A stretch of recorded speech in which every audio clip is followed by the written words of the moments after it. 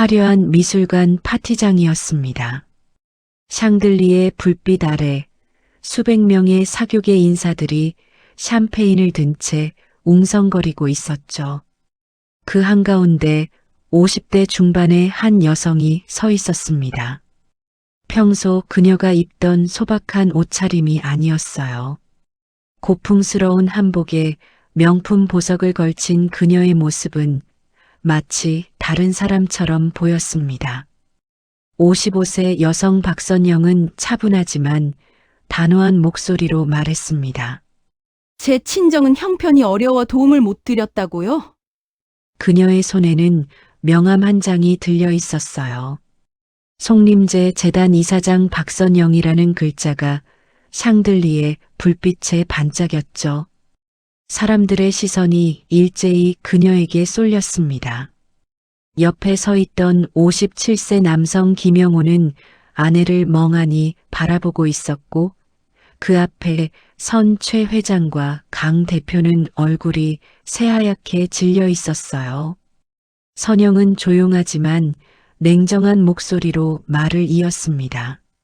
평생 성실히 산 제 남편에게 돈으로 무안을 주신 분들께 오늘 송림제의 진짜 가치를 보여드려야겠습니다. 파티장이 술렁이기 시작했습니다. 이 평범해 보이던 주부가 도대체 누구인 걸까요? 이 이야기는 48시간 전으로 거슬러 올라갑니다. 이 채널은 황혼님들이 보내주신 이야기로 구성됩니다. 구독과 좋아요 버튼을 눌러 더 많은 분들이 이 이야기를 들을 수 있게 해주세요. 감염 예방을 위해 외출 후 반드시 비누를 사용해 꼼꼼하게 손을 씻는 습관을 지키세요. 유용한 생활 정보 한 줄이었습니다. 이어서 본격적인 이야기가 계속됩니다. 48시간 전, 그러니까 이틀 전이었습니다. 오전 10시, 서울 강남에 위치한 최 회장이 운영하는 5성급 호텔이었어요. 호텔 20층 VIP룸은 마치 왕궁처럼 화려하게 꾸며져 있었죠. 천장에 크리스탈 샹들리에가 은은한 빛을 뿌리고 벽면에는 고가의 그림들이 걸려 있었습니다. 57세 남성 김영호는 아내 선영과 함께 VIP룸 입구에 서서 잠시 망설이고 있었어요. 영호는 새로 맞춘 회색 정장을 입고 있었지만 왠지 모르게 어색해 보였죠. 27년 동안 회사 유니폼만 입다가 처음으로 입는 정장이었으니까요. 영호는 아내를 돌아보며 조심스럽게 물었습니다. 여보, 내가 너무 초라해 보이나? 55세 여성 박선영은 남편의 넥타이를 다시 한번 매만지며 부드럽게 미소 지었어요. 그녀는 평소처럼 검소한 베이지색 카디건과 검은색 스커트를 입고 있었죠. 당신만큼 멋진 사람 없어요. 27년 동안 한 우물만 판 사람이 얼마나 귀한데요. 하지만 선영의 눈빛에는 뭔가 불편한 기색이 스쳐 지나갔습니다. 그녀는 이 자리에 오고 싶지 않았어요. 남편의 친구들이 어떤 사람들인지 이미 알고 있었으니까요. 영호는 아내의 손을 꽉 잡으며 힘을 냈습니다. 30년 만에 만나는 친구들이야. 다들 잘 됐다고 하더라고. 우리도 좀 배워야지 뭐. 선영은 아무 말 없이 고개만 끄덕였어요. 하지만 그녀의 입가에는 알 수 없는 미소가 떠올랐습니다. 문을 열고 들어가자 이미 최 회장과 강 대표 부부가 와 있었습니다. 57세 남성 최 회장은 고급스러운 네이비 정장에 반짝이는 명품 시계를 차고 있었어요. 그는 소파에 여유롭게 기대앉아 와인잔을 돌리고 있었죠. 오, 영호, 드디어 왔구만. 정년퇴직 축하한다. 최 회장의 목소리는 축하라기보다는 어딘가 비웃는 듯한 느낌이 들었습니다. 57세 남성 강 대표도 일어서며 영호의 어깨를 툭툭 쳤어요. 그는 캐주얼한 명품 폴로 셔츠 차림이었는데 손목에는 금시계가 번쩍이고 있었죠. 아이고, 우리 영호 고생 많았어. 27년이면 참 오래 버텼네. 그지? 버텼다니 그게 무슨 소리야. 성실하게 일한 거지. 영호가 어색하게 웃으며 대꾸했지만 강 대표는 이미 관심을 다른 곳으로 돌렸습니다. 최 회장의 부인과 강 대표의 부인도 소파에 앉아 있었어요. 두 사람 모두 화려한 명품 옷에 값비싼 보석을 걸치고 있었죠. 그들은 선영을 위아래로 훑어보더니 짧게 인사를 건넸습니다. 어머, 사모님, 오랜만이에요. 그런데 옷차림이 참 소박하시네요. 최 회장 부인의 말투에는 은근한 비아냥이 섞여 있었어요. 선영은 여전히 미소를 지으며 차분하게 대답했습니다. 편한 게 최고잖아요. 저는 화려한 건 별로 안 좋아해서요. 강 대표 부인이 킥킥 웃으며 끼어들었습니다. 그래도 이런 자리엔 좀 차려입고 오셔야죠. 우리 회장님 호텔인데 말이에요. 선영은 아무 대꾸도 하지 않았습니다. 다만 조용히 남편 옆자리에 앉았을 뿐이었죠. 영호는 아내가 무안해할까봐 얼른 화제를 돌렸습니다. 최 회장, 요즘 사업은 어때? 소문 들으니까 또 사업을 확장한다던데? 최 회장은 자랑스럽게 가슴을 폈습니다. 확장이고 뭐고 나는 이제 투자만 하면 돼. 요즘 젊은 친구들이 좋은 아이템 많이 가져오거든. 돈 굴리는 재미가 쏠쏠하지. 그는 와인잔을 들며 영호를 빤히 쳐다봤어요. 근데 영호야, 너 퇴직금 얼마나 받았어? 요즘 대기업도 별로 안 준다던데. 영호는 잠시 머뭇거렸습니다. 솔직히 퇴직금은 기대보다 적었어요. 회사 사정이 좋지 않아서 성과급도 거의 없었죠. 뭐? 그럭저럭 받았지. 노후 준비는 할 수 있을 정도야. 그럭저럭이라니. 구체적으로 얼마인데? 강 대표가 노골적으로 캐묻기 시작했습니다.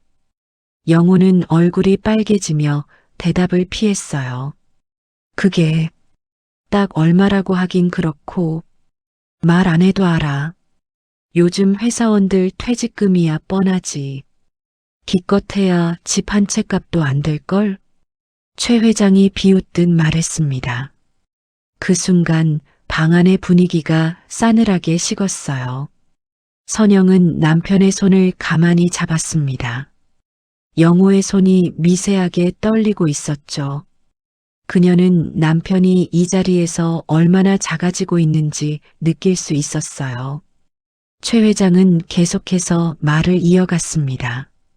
영호야, 너도 젊었을 때 나처럼 사업했어야지. 회사 월급쟁이로 정년이 무슨 영광이라고. 이제 노후는 어떻게 하려고 그래? 성실하게 일한 것도 자랑이지. 최 회장. 나는 내일에 후회 없어. 영호가 겨우 목소리를 냈지만 떨리는 것이 역력했습니다. 강 대표가 스마트폰을 꺼내 보여주며 자랑하기 시작했어요. 내 아들 봐. 요즘 코인으로 빌딩 한 채 값을 벌었어. 젊은 친구들은 머리가 좋단 말이야. 근데 자네 아들은 아직도 공무원 시험 준비한다고 했지? 시대를 좀 읽어야 하는데 말이야. 영호는 입술을 질끈 깨물었습니다. 아들 이야기가 나오자 더 이상 참기 힘들었어요. 하지만 화를 낼 수도 없었죠. 친구들 앞에서 체면을 잃고 싶지 않았으니까요. 선영은 조용히 차를 홀짝이며 친구들의 부인들을 관찰했습니다. 그들은 서로 명품 가방과 보석을 자랑하며 수군거리고 있었어요. 최 회장 부인이 선영에게 물었습니다. 사모님, 남편분 은퇴하시고 이제 집에서 뭐 하시게 될 거예요? 요즘 은퇴한 남편들 집에 있으면 아내들 스트레스 장난 아니라던데요. 우리는 괜찮아요. 서로 의지하면서 살 거예요. 선영은 담담하게 대답했지만 최 회장 부인은 계속해서 쐐기를 박았습니다. 그래도 경제적으로 여유 있어야 노후가 편하잖아요. 친정에서 좀 도와주시나요? 아, 전에 들으니까 친정 형편이 좀 어렵다고 하셨던가? 강 대표 부인도 거들었어요. 맞아요. 요즘 시대에 친정 백 없으면 정말 힘들어요. 저희는 친정 오빠가 사업 크게 해서 든든하거든요. 선영은 더 이상 미소를 짓지 않았습니다. 그녀의 눈빛이 차갑게 가라앉았죠. 하지만 여전히 목소리는 차분했어요. 네, 친정은 형편이 어렵습니다. 그래서 제가 도와드려야 하는 입장이죠. 그 말에 두 부인은 서로 눈빛을 교환하며 작은 웃음을 흘렸습니다. 마치 역시 그랬구나라는 표정이었어요. 영호는 아내가 이런 무시를 당하는 것을 보며 주먹을 불끈 쥐었습니다. 하지만 어떻게 해야 할지 몰랐어요. 친구들은 자신보다 훨씬 더 성공했고 재력도 있었으니까요. 최 회장이 와인을 한 모금 마시며 말했습니다. 영호야, 너 정말 고생 많이 했다.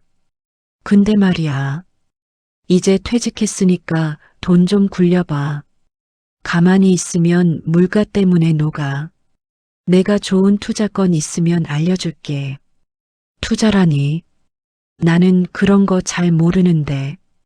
그러니까 내가 도와주겠다는 거지. 친구 좋다는 게 뭐야?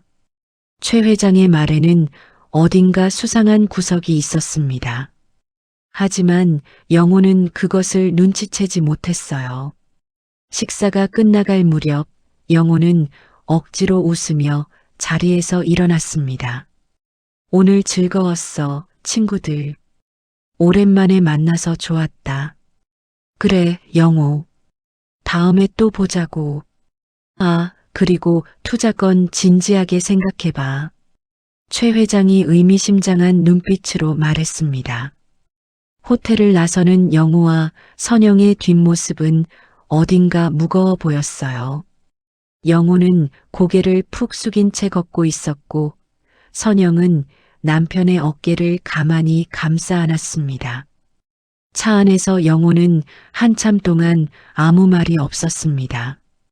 그러다 조용히 중얼거렸어요.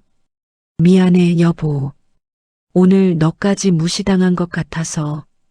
선영은 남편의 손을 꽉 잡았습니다. 당신 잘못 없어요. 당신은 정말 멋진 사람이에요. 하지만 선영의 눈빛에는 뭔가 다른 감정이 타오르고 있었습니다. 분노였을까요? 아니면 결심이었을까요? 그녀는 창밖을 바라보며 생각했습니다. 이건 그냥 넘어갈 수 없어.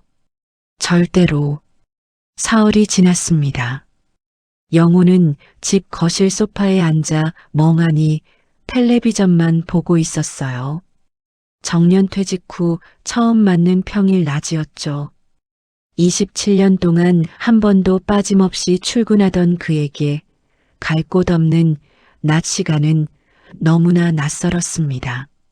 선영은 부엌에서 설거지를 하며 남편을 힐끗 바라봤어요. 영호의 어깨가 축 처져 있었죠. 여보, 점심 뭐 먹을까요? 아무거나. 나는 괜찮아. 영호의 대답은 힘이 없었습니다. 그는 스마트폰을 만지작거리다가 문자 메시지 한 통을 확인했어요. 최 회장에게서 온 메시지였습니다. 영호야, 오늘 시간 되면 우리 사무실로 나올래? 지난번에 말한 투자건 자료 좀 보여줄게. 기회가 별로 없으니까 빨리 결정해야 해. 영호는 잠시 망설였습니다. 투자라는 게 뭔지 잘 몰랐지만 친구의 호의를 거절하기는 어려웠어요. 여보, 나 잠깐 나갔다 올게. 최 회장이 보자네. 선영은 설거지하던 손을 멈추고 남편을 돌아봤습니다. 무슨 일인데요?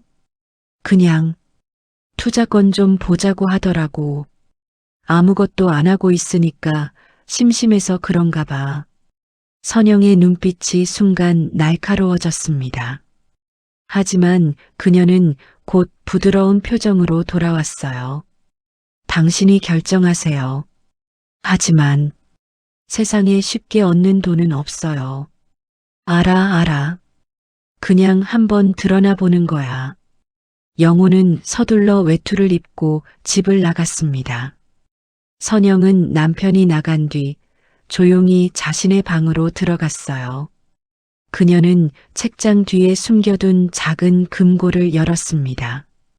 금고 안에는 여러 개의 명함과 서류들이 가지런히 정리되어 있었죠. 그중 하나를 꺼내든 선영의 손이 미세하게 떨렸습니다. 송림제 재단 이사장 박선영. 그녀는 27년 동안 이 정체를 숨기고 살아왔습니다. 남편에게도 누구에게도 말하지 않았죠. 하지만 이제는 더 이상 참을 수 없었어요. 선영은 스마트폰을 꺼내 전화를 걸었습니다. 저예요. 최 회장과 강 대표에 대한 자료 정리해 주세요. 사업 현황, 재무 상태, 법적 리스크까지 전부요. 이틀 안에 보고 받겠습니다. 전화 너머에서 알겠습니다. 이사장님이라는 대답이 들려왔어요. 선영은 전화를 끊고 창밖을 바라봤습니다. 그녀의 눈빛에는 차가운 결의가 담겨 있었죠. 한편 영호는 최 회장의 사무실에 도착했습니다. 강남 한복판에 위치한 고층 빌딩 28층이었어요. 사무실은 마치 궁전처럼 호화로웠습니다. 대리석 바닥에 가죽 소파, 벽면에는 값비싼 그림들이 걸려 있었죠. 최 회장은 책상 뒤에 앉아 서류를 보고 있었습니다. 오, 영호. 어서 와. 앉아. 영호는 소파에 조심스럽게 앉았습니다. 어딘가 어색하고 불편했어요. 최 회장은 서류 몇 장을 영호 앞에 펼쳐 놓았습니다. 자 봐. 이게 내가 말한 투자건이야. 중소기업인데 기술력은 좋은데 자금이 부족해서 어려움을 겪고 있거든. 우리가 인수하면 대박이야. 영호는 서류를 들여다봤지만 복잡한 재무제표와 용어들이 도통 이해가 안 갔어요. 이게 무슨 회사인데?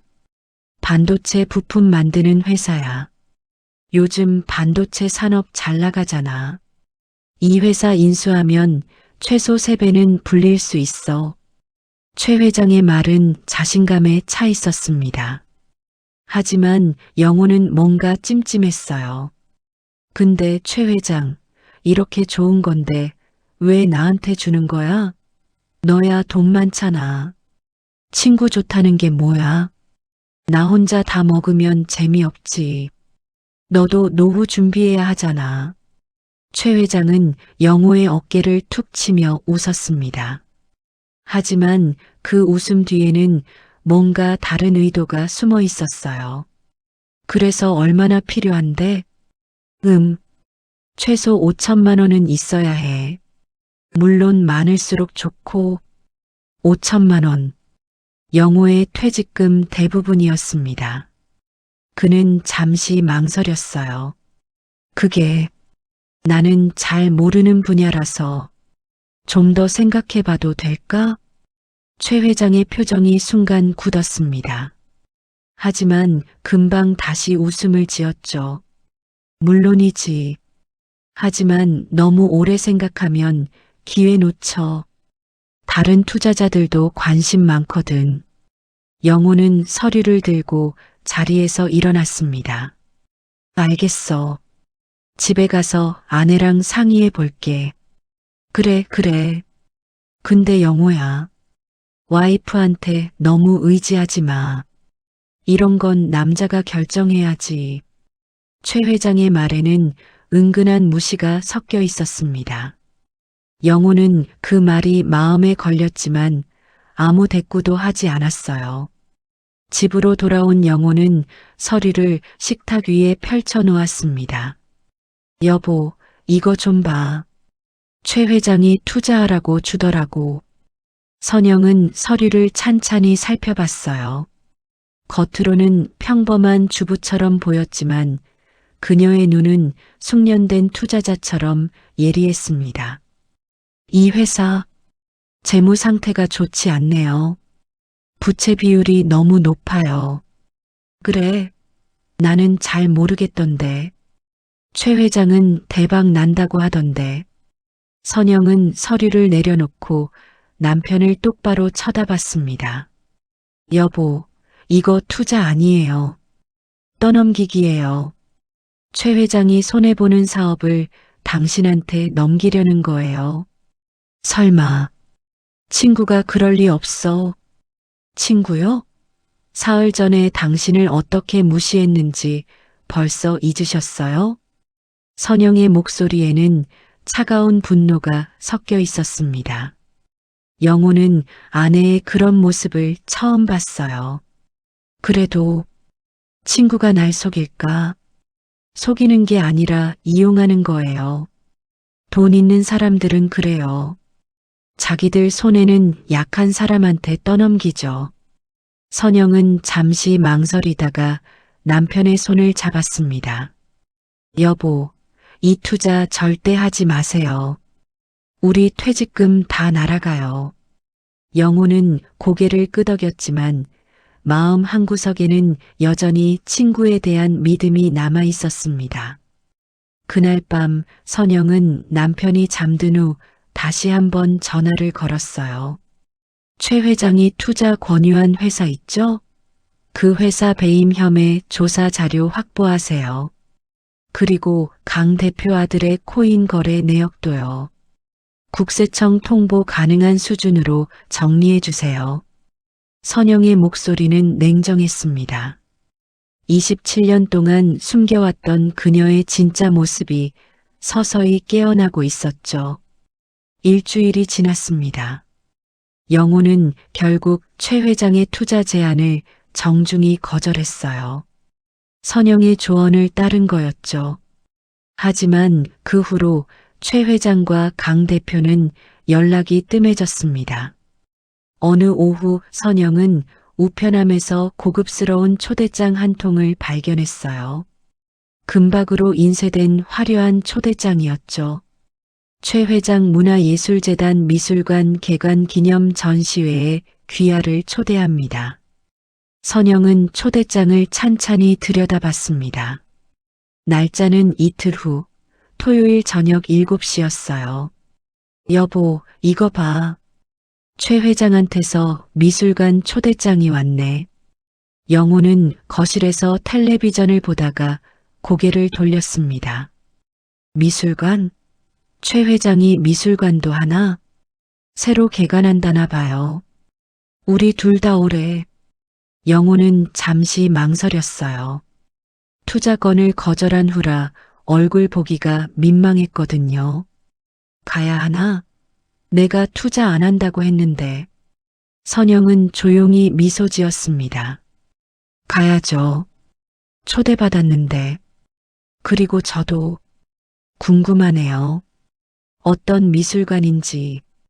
그녀의 눈빛에는 알 수 없는 빛이 어려 있었어요. 토요일 저녁이 되었습니다. 미술관은 강남 한복판에 위치한 3층짜리 현대식 건물이었어요. 입구에는 이미 고급 승용차들이 즐비하게 늘어서 있었고 정장과 이브닝 드레스를 입은 사람들이 드나들고 있었죠. 영호는 다시 맞춘 정장을 입고 있었지만 여전히 어색해 보였습니다. 반면 선영은 평소보다 조금 더 단정하게 옷을 입었지만 여전히 검소한 차림이었어요. 여보, 우리 너무 초라한 거 아니야? 영호가 입구 앞에서 주춤거렸습니다. 다른 사람들은 모두 명품 옷에 반짝이는 보석을 걸치고 있었거든요. 괜찮아요. 우리는 우리답게 가면 돼요. 선영은 남편의 팔을 잡고 당당하게 걸어 들어갔습니다. 미술관 내부는 화려했어요. 높은 천장에 샹들리에가 걸려 있었고 벽면에는 현대 미술 작품들이 전시되어 있었죠.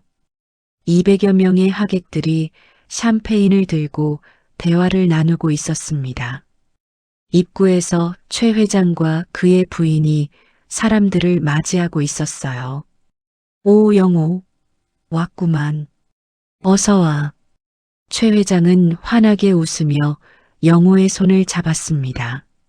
하지만 그의 눈빛은 차갑게 가라앉아 있었어요. 최 회장, 축하해. 미술관까지 차리다니 대단하다. 뭐, 이 정도는 해야 사회 환원이지. 돈만 벌면 뭐해, 문화에도 기여해야지. 최 회장은 선영을 힐끗 보더니 미소를 지었습니다. 사모님도 오셨네요. 근데 옷이 참 수수하시네요. 이런 자리엔 좀 차려입고 오셔야죠. 최 회장 부인도 거들었습니다. 맞아요. 여기 오신 분들 다 사교계 인사들이에요. 수준 있는 교류를 해야 하는데 선영은 여전히 미소를 잃지 않았습니다. 전 이런 게 편해서요. 화려한 건 제 스타일이 아니에요. 그래도 남편 체면은 생각하셔야죠. 강 대표 부인이 뒤에서 다가와 한마디 거들었어요. 그녀는 값비싼 명품 드레스를 입고 있었고 목에는 다이아몬드 목걸이가 반짝이고 있었죠. 영호는 아내가 또 무시당하는 것을 보며 주먹을 불끈 쥐었습니다. 하지만 이곳은 최 회장의 미술관이었고 주변에는 사교계 인사들이 가득했어요. 화를 낼 수도 없었죠. 자, 영호. 안으로 들어가서 작품들 구경해. 특히 메인 전시실에 있는 고려청자는 꼭 봐야 해. 이 시대 최고의 장인이 복원한 작품이거든. 최 회장은 자랑스럽게 가슴을 폈습니다. 영호와 선영은 미술관 안으로 걸어 들어갔어요. 복도를 따라 여러 작품들이 전시되어 있었죠.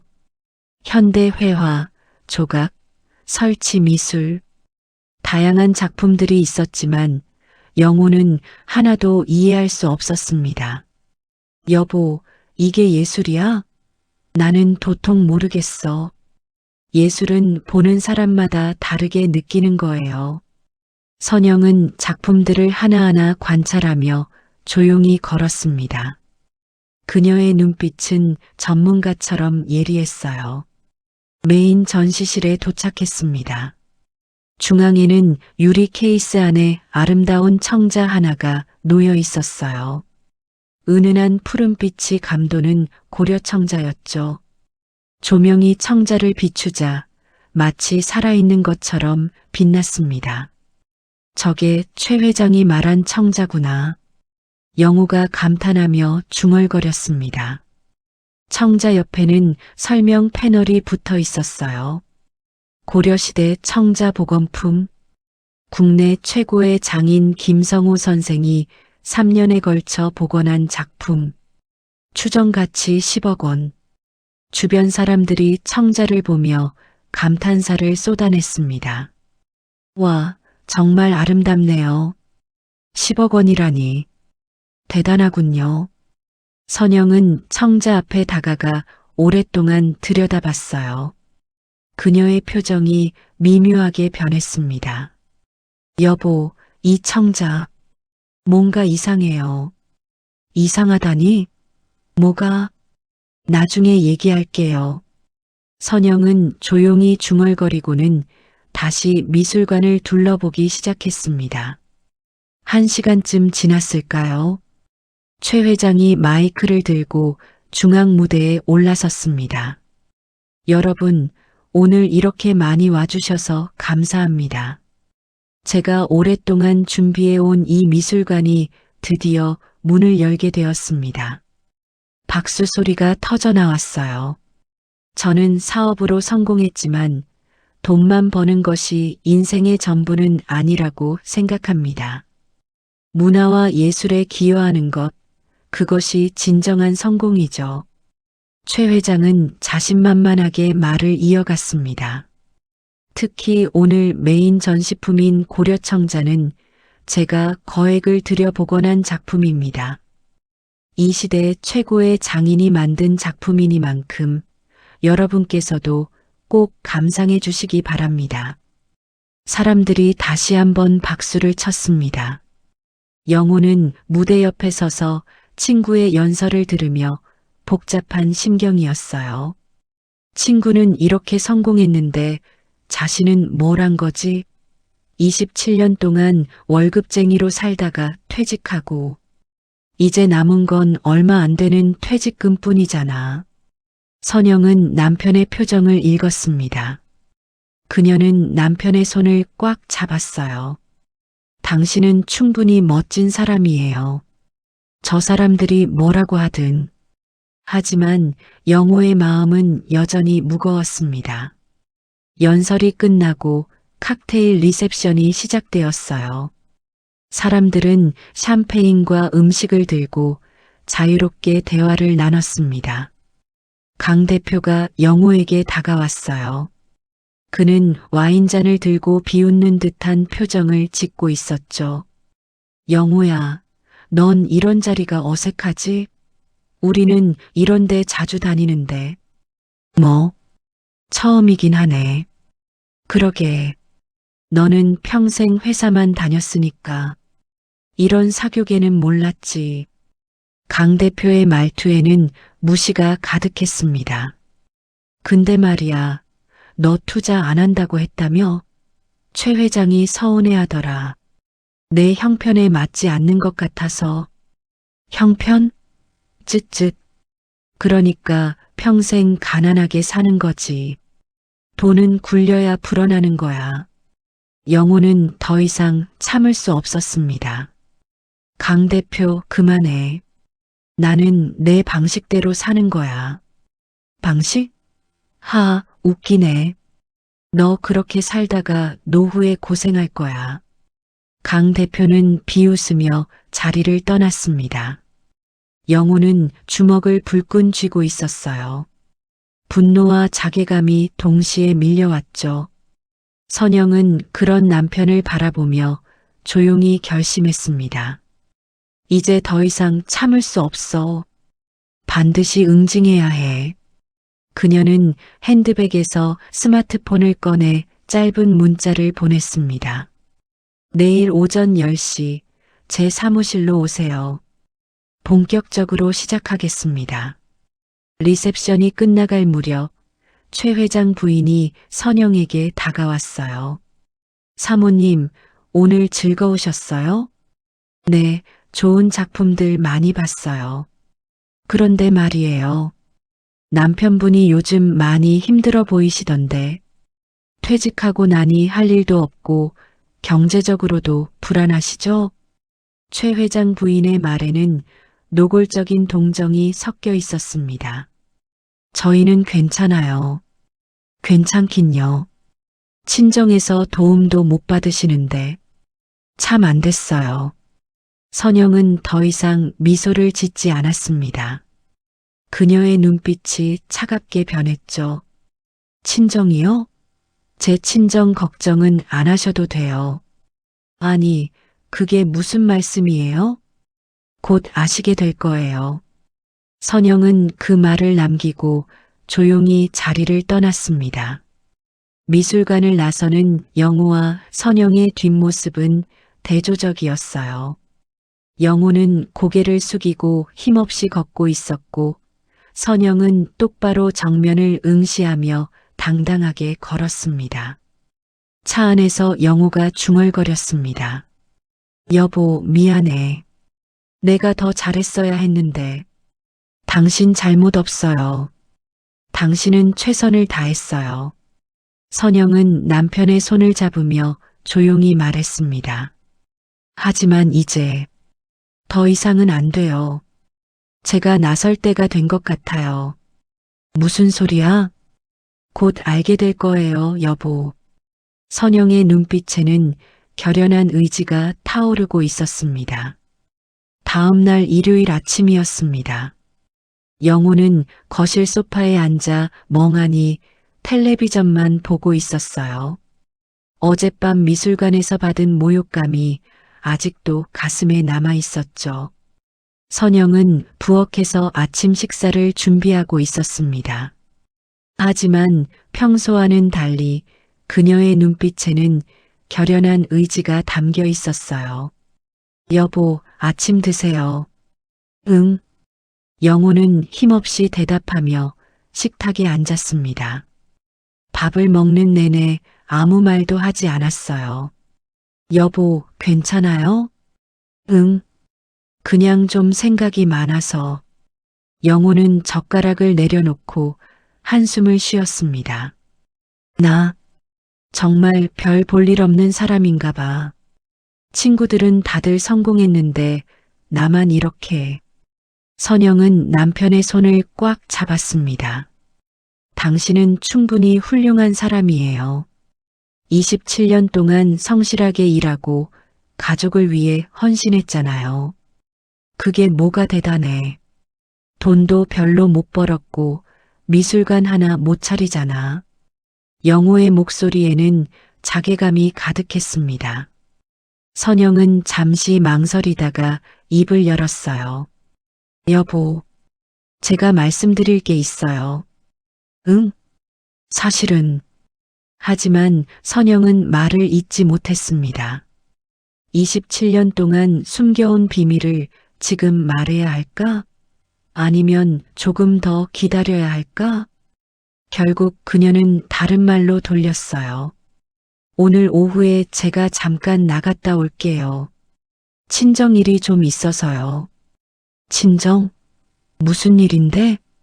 그냥 처리할 게 좀 있어요. 저녁 전에는 돌아올게요. 영호는 고개를 끄덕였습니다. 아내가 가끔 친정에 간다는 것은 알고 있었지만 구체적으로 무슨 일을 하는지는 몰랐어요. 오후 2시였습니다. 선영은 평소 입던 검소한 옷 대신 단정한 베이지색 블라우스와 검은색 바지 정장을 입었어요. 머리도 평소보다 깔끔하게 정리했죠. 다녀올게요, 여보. 응, 조심해서 다녀와. 집을 나선 선영은 택시를 타고 강남의 한 고층 빌딩으로 향했습니다. 건물 25층에는 송림제 재단이라는 간판이 붙어 있었어요. 하지만 간판은 작고 눈에 띄지 않았죠. 송림제는 일부러 눈에 띄지 않게 운영되는 비공개 재단이었으니까요. 엘리베이터를 타고 올라간 선영은 유리문을 열고 들어갔습니다. 이사장님 오셨습니까? 단정한 정장을 입은 30대 여성 비서가 고개를 숙이며 인사했어요. 응, 준비는 다 됐어? 네, 회의실에 자료가 준비되어 있습니다. 선영은 복도를 따라 걸었습니다. 벽면에는 전통 공예품들과 고서화들이 전시되어 있었어요. 모두 송림제가 보관하고 있는 국가급 문화재들이었죠. 회의실 문을 열자 긴 테이블 위에 두툼한 파일들이 가지런히 놓여 있었습니다. 선영은 의자에 앉아 파일을 하나씩 펼쳐봤어요. 첫 번째 파일은 최 회장에 관한 것이었습니다. 최석진 회장, 중견기업 회장, 최근 3년간 사업 실적 악화, 부실 기업 인수 후 타인에게 떠넘기는 방식으로 손실 회피, 현재 진행 중인 부실 기업 3곳, 배임 혐의 가능성 높음. 선영은 차갑게 미소 지었습니다. 역시 그랬군. 두 번째 파일은 강 대표에 관한 것이었어요. 강민수 대표, 부동산 임대업, 아들 강준혁, 최근 코인 투자로 대규모 수익. 하지만 자금 출처 불분명. 국세청 조사 가능성 높음. 선영은 파일을 덮고 창밖을 바라봤습니다.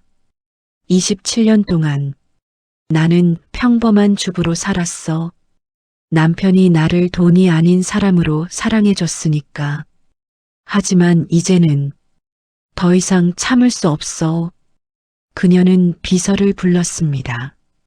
법무팀에 연락해. 최 회장의 부실 기업 떠넘기기 건 증거 자료 정리하고 고발 준비하라고 해. 그리고 국세청에도 비공식적으로 연락해. 강 대표 아들의 코인 거래 내역 자료 전달할 거라고. 알겠습니다, 이사장님.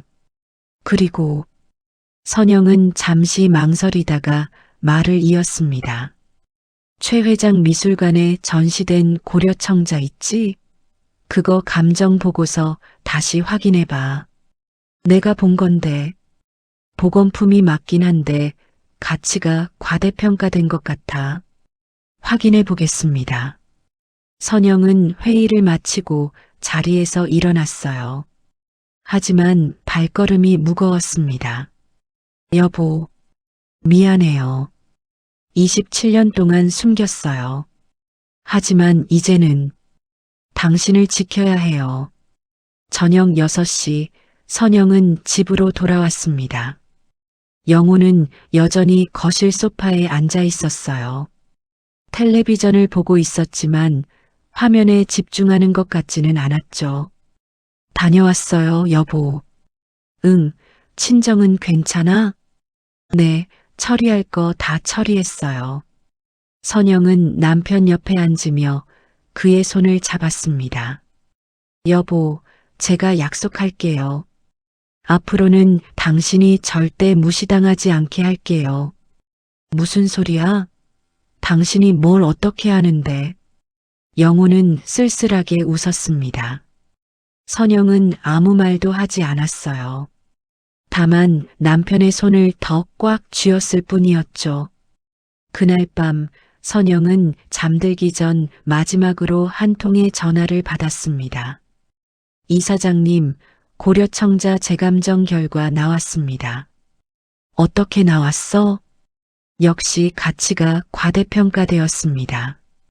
10억 원이 아니라 기껏해야 3억 원 수준입니다.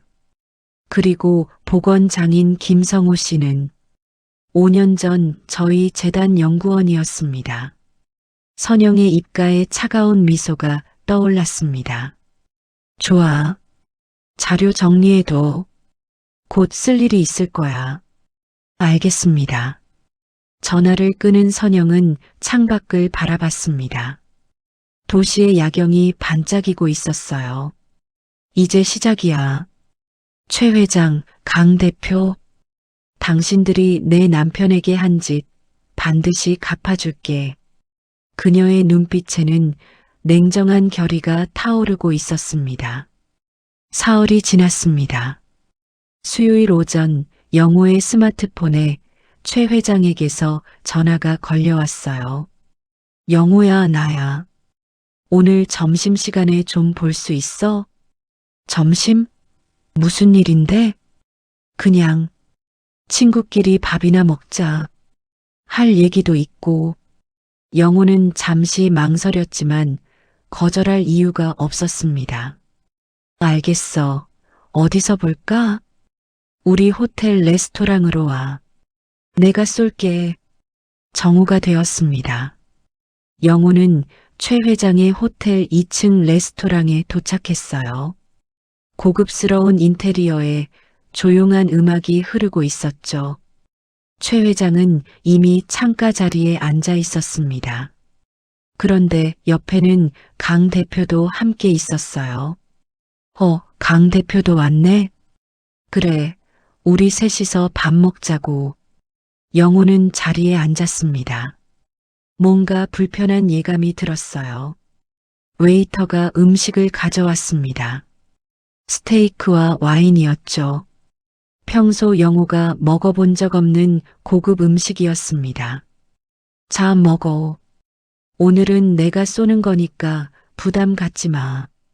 최 회장이 환하게 웃으며 말했습니다. 식사를 하는 동안 세 사람은 가벼운 대화를 나눴어요. 학창 시절 이야기, 요즘 세상 돌아가는 이야기. 겉으로는 평범한 친구 모임 같았습니다. 하지만 디저트가 나오자 분위기가 바뀌었어요. 영호야, 지난번에 내가 말한 투자건 말이야. 최 회장이 진지한 표정으로 말을 꺼냈습니다. 최 회장, 나 그거 안 한다고 했잖아. 알아. 근데 말이야, 사정이 좀 급해졌어. 사정? 강 대표가 끼어들었습니다. 사실은 말이야, 그 회사가 빨리 투자자를 구해야 해. 안 그러면 부도 날 수도 있거든. 그게 나랑 무슨 상관인데? 영호는 불편한 표정을 지었습니다. 최 회장이 테이블에 서류 봉투를 꺼내 놓았어요. 영호야, 친구 좀 도와줘. 5천만 원만 투자하면 돼. 나중에 배로 돌려줄게. 최 회장, 나 그런 돈 없어. 퇴직금이 전부인데. 퇴직금 있잖아. 그걸로 하면 되지. 영호는 황당했습니다. 친구가 자신의 퇴직금까지 노리고 있다는 게 믿기지 않았어요. 안 돼. 그건 우리 노후 자금이야. 노후 자금이고 뭐고 투자 안 하면 어차피 물가에 다 녹아. 차라리 굴려서 불리는 게 낫지. 강 대표가 압박했습니다. 그리고 말이야, 우리가 이렇게 부탁하는데 거절하면 친구 사이가 어색해지잖아. 영호는 주먹을 불끈 쥐었습니다. 이건 부탁이 아니라 협박이었어요. 나 아내랑 상의해 봐야 해. 아내? 쯧쯧 영호야. 남자가 그런 것까지 아내한테 물어봐? 최 회장이 비웃듯 말했습니다. 와이프는 돈에 대해 잘 모르시잖아. 친정도 형편 어렵다면서 그런 분한테 투자 상의가 되겠어? 영호의 얼굴이 빨개졌습니다. 아내를 무시하는 말을 들으니 참을 수 없었어요. 최 회장, 그만해. 내 아내 욕하지 마. 욕? 이게 무슨 욕이야? 사실을 말한 건데. 강 대표가 거들었습니다. 맞아. 와이프 착하신 건 알겠는데 경제관념은 없어 보이더라. 그런 분이 투자 결정에 뭘 알겠어. 영호는 더 이상 참을 수 없었습니다. 자리에서 벌떡 일어났어요. 나갈게. 투자 안 해. 야, 영호. 친구가 부탁하는데 이렇게 나오면 안 되지. 최 회장이 소리쳤지만 영호는 뒤도 돌아보지 않고 레스토랑을 나갔습니다. 거리를 걷는 영호의 눈에는 눈물이 맺혀 있었어요. 분노보다는 슬픔이 더 컸습니다. 30년 친구라고 믿었던 사람들이 자신을 이렇게 대한다는 게 너무 아팠죠. 집에 돌아온 영호는 소파에 주저앉았습니다. 여보, 벌써 왔어요? 점심은 드셨어요? 선영이 부엌에서 나와 남편을 보더니 깜짝 놀랐어요. 남편의 표정이 심상치 않았거든요. 여보, 무슨 일 있어요? 영호는 한참 동안 아무 말도 하지 못했습니다. 그러다 조용히 말했어요. 여보, 나 정말 쓸모없는 사람인가 봐. 무슨 소리예요? 친구들이 나한테 투자하라고 압박했어. 퇴직금 내놓으라고. 그리고 당신까지 무시했어. 선영의 눈빛이 차갑게 가라앉았습니다. 뭐라고 하던가요? 당신이 돈에 대해 모른다고, 친정 형편 어렵다고, 그런 사람 말은 들을 필요 없다고. 영호는 고개를 푹 숙였습니다. 미안해, 여보. 내가 더 잘났으면 당신이 이런 무시를 안 당했을 텐데. 선영은 남편 옆에 앉아 그의 손을 꽉 잡았습니다. 여보, 당신 잘못 아니에요. 저 사람들이 잘못한 거예요. 하지만 이제 됐어요. 선영의 목소리가 차갑게 변했습니다. 이제 제가 직접 나서야겠어요. 무슨 소리야? 선영은 남편을 똑바로 쳐다봤습니다. 여보, 제가 숨긴 게 있어요. 27년 동안 숨긴 게, 네. 하지만 이제는 말씀드려야 할 것 같아요. 영호는 혼란스러웠습니다. 아내가 도대체 무슨 말을 하려는 걸까요? 선영은 자리에서 일어나 방으로 들어갔어요. 잠시 후 작은 상자를 들고 나왔습니다. 상자를 열자 그 안에는 고급스러운 명함 한 장이 들어 있었어요. 송림제 재단 이사장 박선영. 영호는 명함을 받아들고 멍하니 바라봤습니다. 이게 뭐야? 제 진짜 모습이에요, 여보. 선영은 조용히 말했습니다. 저는 송림제 재단의 이사장이에요. 3대째 이어온 문화재단이죠. 한국에서 손꼽히는 규모예요. 영호의 눈이 커졌습니다. 믿을 수 없다는 표정이었어요. 뭐라고? 27년 동안 숨겼어요. 당신이 저를 돈이 아닌 사람으로 사랑해줬으니까. 선영의 눈에 눈물이 맺혔습니다. 하지만 이제는 더 이상 참을 수 없어요. 당신이 무시당하는 걸 보고만 있을 수 없어요. 영호는 아직도 혼란스러웠습니다. 평범한 주부라고 믿었던 아내가 재단 이사장이라니?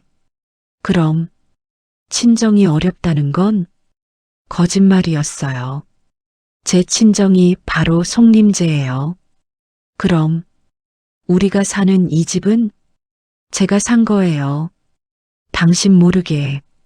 영호는 주저앉았습니다. 너무 충격적이었어요. 선영은 남편 앞에 무릎을 꿇고 앉았습니다. 미안해요, 여보. 숨긴 거. 하지만 당신을 시험하려던 게 아니에요. 진심으로 사랑하는 사람을 찾고 싶었어요. 영호는 한참 동안 아무 말도 하지 못했습니다. 선영은 남편의 손을 잡으며 말을 이었어요. 이제 제가 나설게요. 최 회장과 강 대표, 반드시 대가를 치르게 할 거예요. 영호는 떨리는 목소리로 물었습니다. 어떻게 할 건데?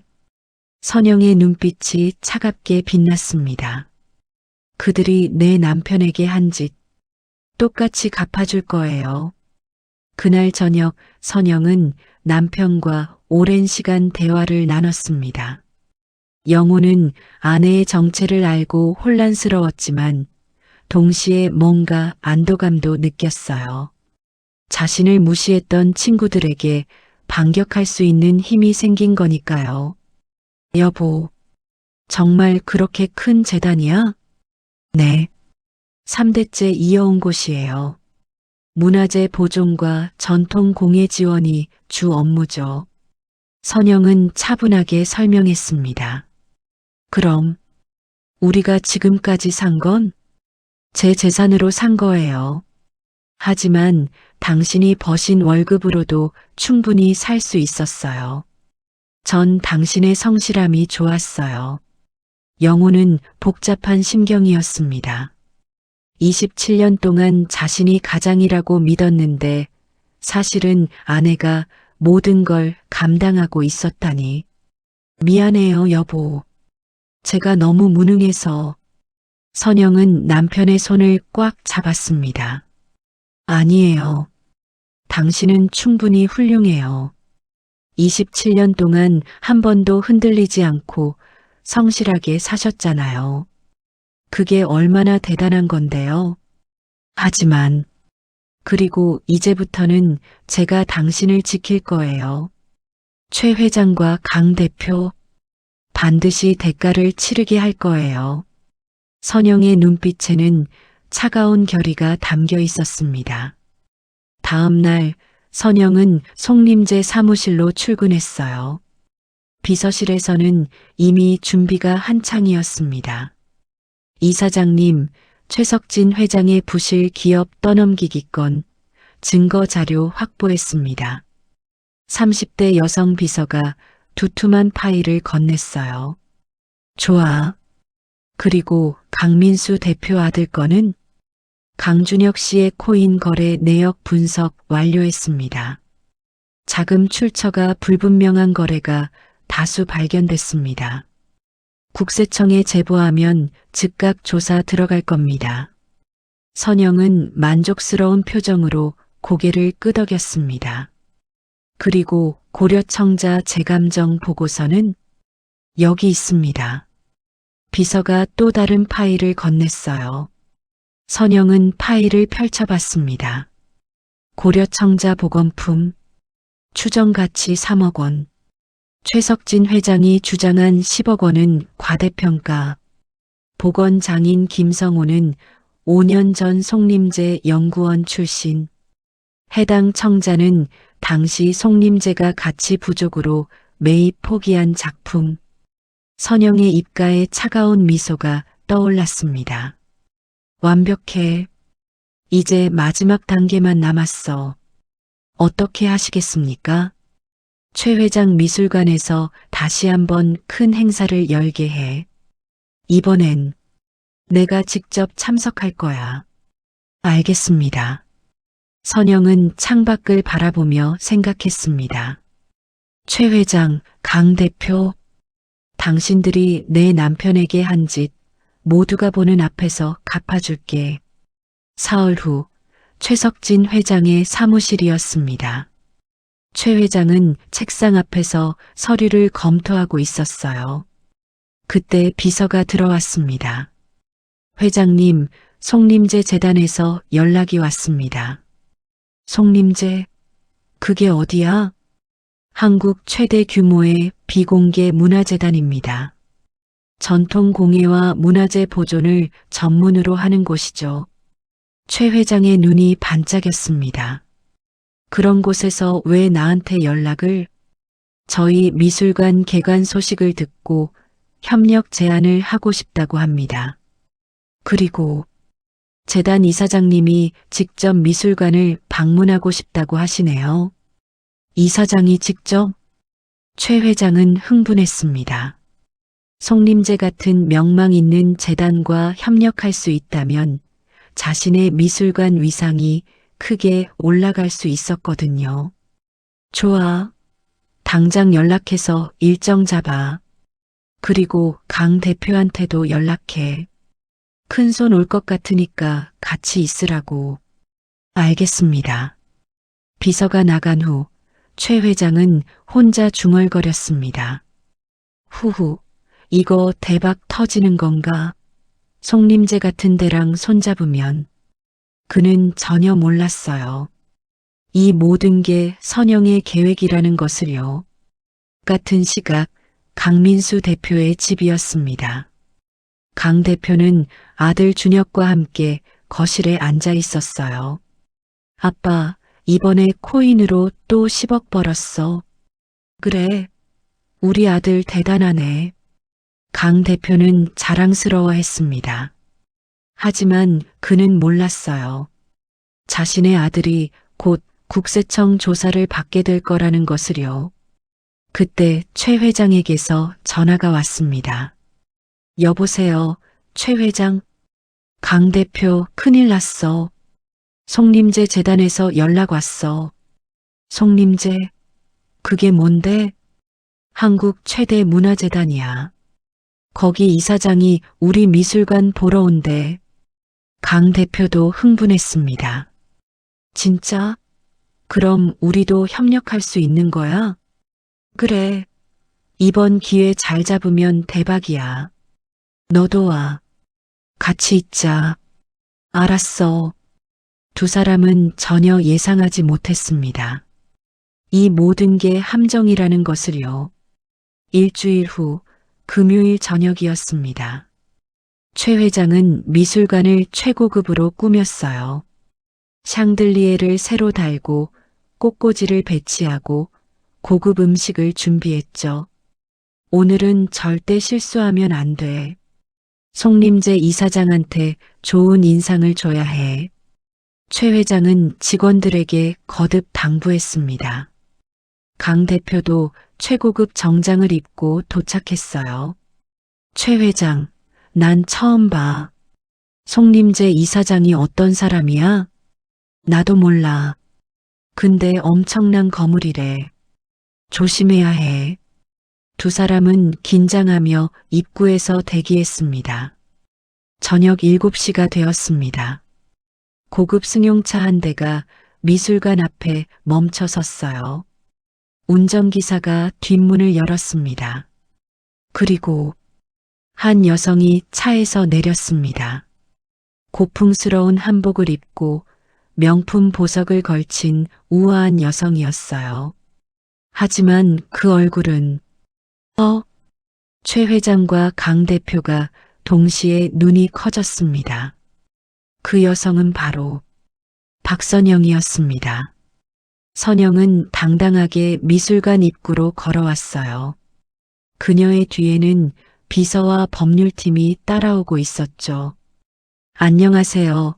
최 회장님, 강 대표님. 선영은 차분하게 인사했습니다. 사모님? 최 회장은 당황했습니다. 송림재 이사장은 어디 있습니까? 선영은 명함을 꺼내 건넸어요. 송림재 재단 이사장 박선영. 최 회장과 강 대표는 명함을 받아들고는 얼어붙었습니다. 이게 무슨... 제가 송림재 이사장입니다. 처음 뵙겠습니다. 아니, 다시 뵙네요. 선영의 목소리는 차갑고 냉정했습니다. 두 사람은 말문이 막혔어요. 평범한 주부라고 무시했던 여자가 한국 최대 문화재단의 이사장이라니? 선영은 미술관 안으로 걸어 들어갔습니다. 자, 구경 좀 해볼까요? 제가 특별히 관심 있는 작품이 있거든요. 그녀의 입가에는 차가운 미소가 떠올라 있었습니다. 최 회장과 강 대표는 식은땀을 흘리며 선영을 따라갔어요. 뭔가 잘못 돌아가고 있다는 예감이 들었지만 이미 늦었습니다. 선영은 당당하게 미술관 메인 홀로 걸어 들어갔습니다. 최 회장과 강 대표는 뒤따라오며 여전히 혼란스러워했어요. 평범한 주부라고 무시했던 여자가 갑자기 거물재단 이사장으로 변신했으니 머리가 복잡할 수밖에 없었죠. 이사장님, 최 회장이 조심스럽게 말을 꺼냈습니다. 네, 말씀하세요. 선영은 차갑게 대답했어요. 사모님이 송림재 이사장이신 줄 몰랐습니다. 진작 말씀하시지. 말씀드릴 필요를 못 느꼈거든요. 제 남편 친구분들이니까요. 선영의 말투에는 날카로운 가시가 돋쳐 있었습니다. 강 대표가 어색하게 웃으며 거들었어요. 그러게 말입니다. 우리가 좀 무례했던 것 같네요. 용서해 주십시오. 용서요? 선영은 걸음을 멈추고 두 사람을 똑바로 쳐다봤습니다.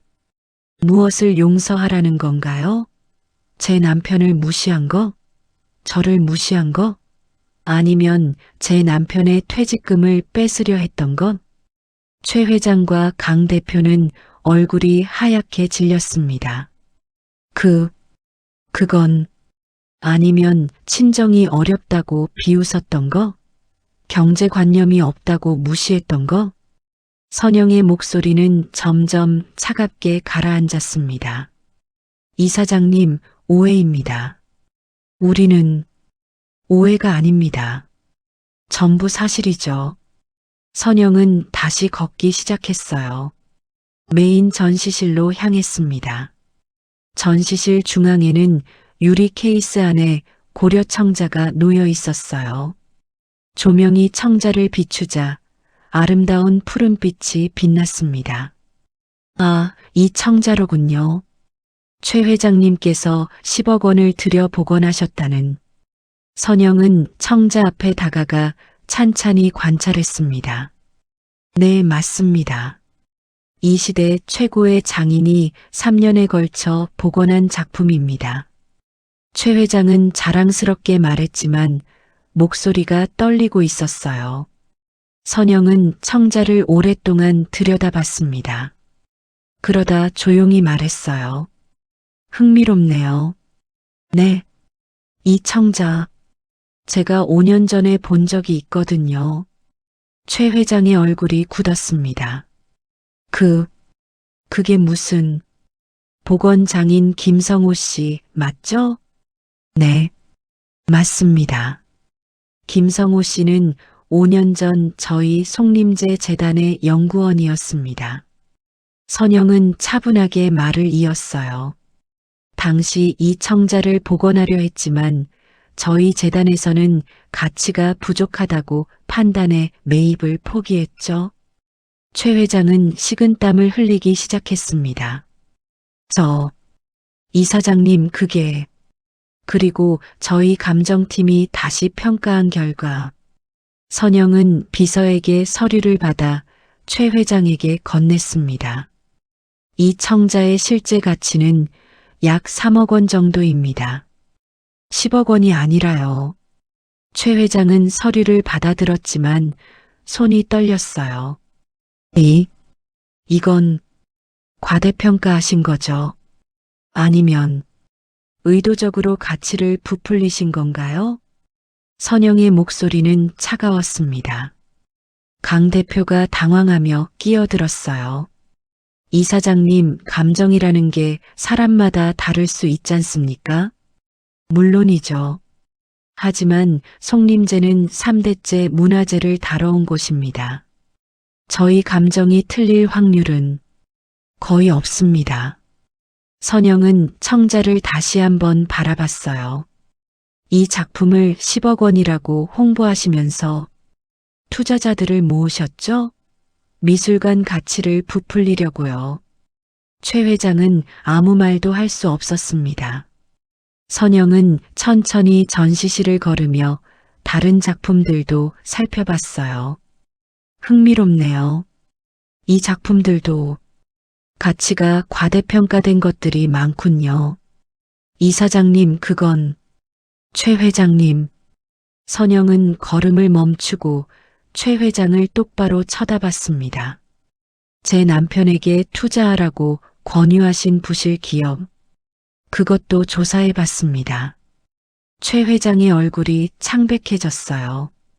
사실은 손해보는 사업을 친구한테 떠넘기려 하신 거죠? 제 남편의 퇴직금으로 본인 손실을 메우려고요. 그건 오해입니다. 오해가 아닙니다. 증거가 다 있습니다. 선영은 비서에게 또 다른 서류를 받아 최 회장 앞에 내밀었어요. 배임 혐의로 고발할 수 있는 수준입니다. 원하시면 지금 당장 법무팀을 투입할 수도 있고요. 최 회장은 주저앉을 것 같았습니다. 선영은 이번에는 강 대표를 쳐다봤어요. 강 대표님. 네.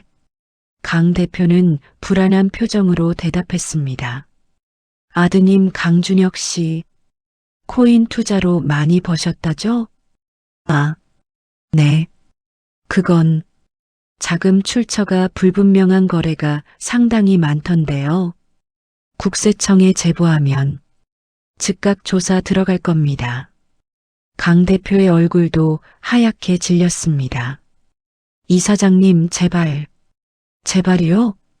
선영은 차갑게 웃었습니다. 제 남편에게 시대를 못 읽었다고 하시던 분이 아드님 불법 거래는 신경 안 쓰시나요? 강 대표는 아무 말도 할 수 없었어요. 선영은 두 사람을 번갈아 보며 조용히 말했습니다. 평생 성실하게 산 제 남편을 월급쟁이라고 무시하셨죠. 퇴직금이 적다고 비웃으셨고요. 이사장님, 그리고 저를 경제관념 없는 주부라고 무시하셨죠. 친정이 어렵다고 동정하셨고요. 선영의 목소리는 점점 차갑게 가라앉았습니다. 하지만 제 남편의 성실함은 당신들의 더러운 돈보다 훨씬 가치 있습니다. 그리고 제 친정, 송림제는 당신들이 평생 모아도 따라잡을 수 없는 자산을 가지고 있죠. 두 사람은 고개를 숙인 채 아무 말도 하지 못했습니다. 선영은 마지막으로 한마디 더 했어요. 내일 저녁 7시 이곳에서 특별 초청 행사를 열겠습니다. 사교계 인사들, 언론사, 문화재 전문가들을 모두 초대할 겁니다. 네, 그 자리에서 이 미술관의 진실을 모두 밝히겠습니다. 과대평가된 작품들, 부실한 운영, 투자 사기, 전부요. 최 회장은 무릎이 꺾일 것 같았습니다. 이사장님, 제발 용서해 주십시오. 용서요? 선영은 최 회장을 내려다봤습니다. 제 남편에게 용서를 구하세요. 저한테가 아니라. 그녀는 돌아서서 미술관을 나가기 시작했어요. 내일 저녁 7시 반드시 참석하십시오. 안 오시면 바로 고발 조치하겠습니다. 선영이 미술관을 나가자 최 회장과 강 대표는 그 자리에 주저앉았습니다. 최 회장, 이거 큰일 났어. 내가 알아. 최 회장은 머리를 싸맸습니다. 한순간에 모든 게 무너지고 있었어요. 한편 집으로 돌아온 선영을 영호가 맞이했습니다. 여보, 어떻게 됐어? 선영은 남편을 안으며 조용히 말했어요. 내일이면 모든 게 끝날 거예요. 내일? 네. 내일 저녁 사교계 인사들 앞에서 저 사람들의 진짜 모습을 보여줄 거예요. 영호는 아내를 꽉 안았습니다. 고마워, 여보. 날 위해, 당신을 위한 게 아니에요. 우리를 위한 거예요. 선영의 눈빛에는 따뜻함과 결연함이 동시에 담겨 있었습니다. 다음 날 토요일 아침이었습니다. 최 회장은 사무실에 혼자 앉아 있었어요. 밤새 한숨도 못 잤죠. 책상 위에는 선영이 건넨 서류들이 펼쳐져 있었습니다. 배임 혐의 증거자료, 청자가치 재감정서, 부실 기업 투자 사기 자료. 모든 게 완벽하게 정리되어 있었어요. 선영이 얼마나 치밀하게 준비했는지 알 수 있었죠.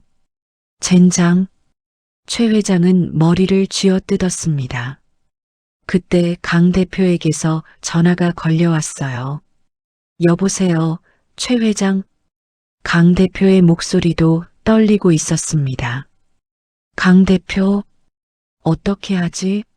오늘 저녁이면 나도 모르겠어. 우리 아들 일까지 들통났잖아. 국세청 조사 들어오면 끝이야. 두 사람은 한참 동안 침묵했습니다. 최 회장, 우리 박 이사장한테 가서 빌어야 하는 거 아니야? 빈다고 해서 용서해 줄 것 같아? 어젯밤 그 눈빛 봤잖아. 그럼 어떡해? 그냥 당할 순 없잖아. 강 대표는 다급하게 소리쳤습니다. 최 회장은 잠시 생각하다가 말했어요. 일단 영호한테 가자. 영호를 설득하면 혹시 모르잖아. 영호를 그 친구가 들어줄까? 시도는 해봐야지. 다른 방법이 없어. 두 사람은 서둘러 영호의 집으로 향했습니다. 정오쯤 영호의 집 초인종이 울렸어요. 누구세요? 선영이 인터폰으로 물었습니다. 사모님, 아니, 이사장님, 저희입니다. 최석진이랑 강민수입니다. 선영과 영호는 눈빛을 교환했어요. 여보, 어떡할까? 일단, 만나보죠. 선영은 문을 열었습니다. 최 회장과 강 대표가 들어왔어요. 어제와는 달리 두 사람 모두 초췌해 보였습니다. 정장도 구겨져 있었고 얼굴에는 피로가 역력했죠. 영호야. 최 회장이 조심스럽게 입을 열었습니다. 최 회장. 영호는 차갑게 대답했습니다. 평소와는 다른 태도였어요. 우리 잘못했어. 진심으로 사과하고 싶어. 최 회장은 고개를 숙였습니다. 강 대표도 따라서 고개를 숙였어요. 사과요? 선영이 차갑게 물었습니다. 네, 이사장님. 저희가 정말 무례했습니다. 영호를 그리고 이사장님을 무시했습니다. 지금 와서 사과하면 용서해 줄 것 같습니까? 선영의 목소리에는 냉기가 서려 있었습니다. 강 대표가 거의 울먹이며 말했어요. 제발, 제발 용서해 주십시오. 저희가 잘못했습니다. 영호야, 우리 30년 친구 아니야? 제발 한 번만 봐줘. 최 회장도 애원했습니다. 영호는 복잡한 표정으로 두 사람을 바라봤어요. 분명 화가 났지만 30년 우정도 무시할 수 없었습니다. 여보, 영호가 선영을 돌아봤습니다. 선영은 잠시 망설이다가 입을 열었어요. 최 회장님, 강 대표님, 제가 한 가지 물어보겠습니다. 네, 말씀하십시오. 만약 제가 송림제 이사장이 아니었다면, 그냥 평범한 주부였다면, 당신들은 사과하러 왔을까요? 두 사람은 아무 대답도 할 수 없었습니다. 제 남편이 여전히 퇴직금밖에 없는 평범한 사람이었다면, 이렇게 무릎 꿇고 빌었을까요? 선영의 질문에 최 회장과 강 대표는 고개를 들 수 없었어요. 대답하세요. 그건 최 회장이 입을 열려다가 다시 닫았습니다. 선영은 차갑게 웃었습니다. 당신들은 제가 재단 이사장이기 때문에 빌고 있는 겁니다. 제 남편에게 진심으로 미안해서가 아니라 자신들이 망할까봐 두려워서요. 이사장님, 진짜 친구라면 제 남편이 가난하든 부자든 똑같이 대했어야죠. 하지만 당신들은 제 남편을 무시하고 우롱하고 이용하려 했습니다. 선영의 목소리는 점점 커졌습니다. 그런 사람들을 왜 제가 용서해야 합니까? 영호는 아내의 말에 고개를 끄덕였어요. 아내 말이 맞았습니다. 이들은 진짜 친구가 아니었어요. 최 회장이 마지막으로 애원했습니다. 영호야, 제발, 한 번만. 영호는 차분하게 입을 열었습니다. 최 회장, 나 27년 동안 성실하게 일했어. 월급은 적었지만 떳떳하게 살았지. 그게 자랑스러웠어. 영호야. 근데 너희들은 그런 나를 무시했어. 월급쟁이라고, 가난하다고, 쓸모없다고. 영호의 목소리가 떨렸습니다. 내 아내까지 무시했어. 경제관념 없다고, 친정이 어렵다고. 그게 얼마나 아팠는지 알아? 최 회장과 강 대표는 고개를 들 수 없었습니다. 나는 너희를 용서할 수 없어. 미안해. 영호의 말에 두 사람은 절망했습니다. 나가주세요. 선영이 차갑게 말했습니다. 오늘 저녁 7시 미술관에서 뵙겠습니다. 모든 진실을 밝힐 겁니다. 최 회장과 강 대표는 힘없이 집을 나갔어요. 문이 닫히자 영호는 소파에 주저앉았습니다. 여보, 내가 너무 냉정했나? 아니에요. 당신은 당연한 말을 한 거예요.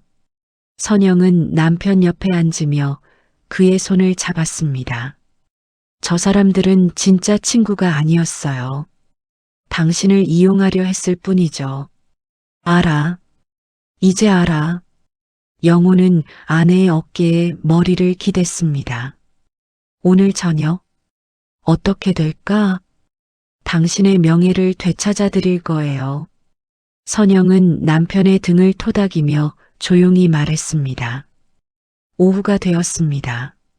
선영은 송림제 사무실에서 마지막 준비를 하고 있었어요. 이사장님, 모든 준비 완료했습니다. 비서가 보고했습니다. 초대 명단은 사교계 인사 200명, 언론사 기자 50명, 문화재 전문가 30명, 총 280명 참석 확정입니다. 좋아. 발표 자료는 프레젠테이션 준비 완료했습니다. 청자 재감정 보고서, 최 회장 배임 증거, 강 대표 아들 불법 거래 증거 모두 포함되어 있습니다. 선영은 만족스럽게 고개를 끄덕였습니다. 변호사팀은 대기 중입니다. 필요하면 즉각 법적 조치 들어갈 준비되어 있습니다. 완벽해. 선영은 창밖을 바라봤습니다. 해가 서서히 지고 있었어요. 이제 몇 시간 남지 않았어. 오늘 밤 모든 게 끝나. 저녁 5시 영호와 선영은 함께 미술관으로 향했습니다. 영호는 새로 맞춘 고급 정장을 입고 있었어요. 선영이 준비해준 옷이었죠. 여보, 이거 너무 비싼 거 아니야?